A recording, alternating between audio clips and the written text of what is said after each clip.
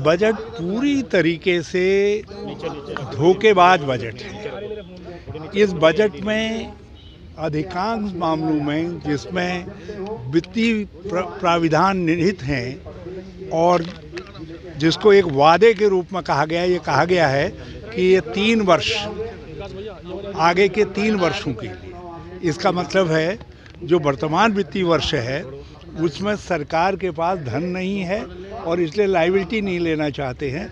अधिकांश मामलों में वित्त मंत्री ने कहा है कि ये 3 वर्ष के कोर्स के लिए। नंबर 1।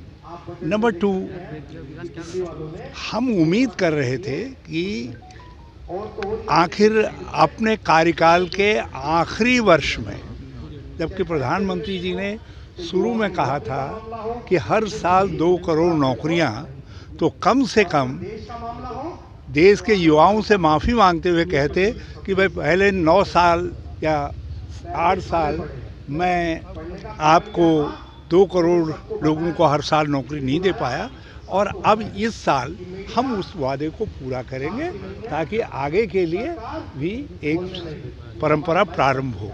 ये कहीं पर भी रोजगार की बात नहीं करता। ग्रोथ डिसेप्टिव ग्रोथ है, खाली कुछ लिफाफे योजनाएं प्रस्तुत की गई हैं।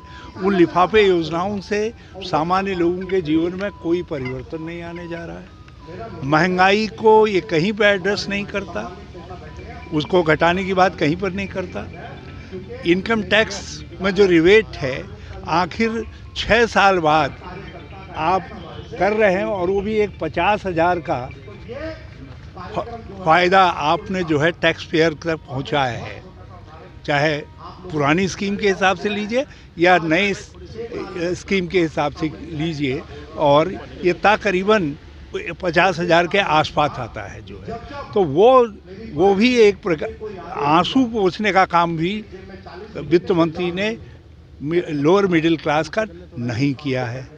और उत्तराखंड के हिसाब से बजट, जब आप इन्वायरमेंटल चीज़ों की बातें बड़ी कर रहे हैं, हरित हरित हरित कर रहे हैं, जो ग्रीन एरिया है, जो हरित एरिया है, जो ऑक्सीजन देने वाला एरिया है, उत्तराखंड जैसे राज्य जो जंगलों की रक्षा कर रहे हैं, उनको ग्रीन बोनस देने के विषय में जो एक लॉन्ग स्टैंडिंग डिमांड है उसमें ये शांत है।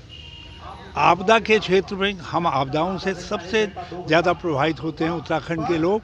ये कहीं पर भी आपदा के मद में जो राज्य स्ट्रगल कर रहे हैं उन राज्यों को कैसे मदद करेगा, इस बजट में कोई प्राविधान नहीं है।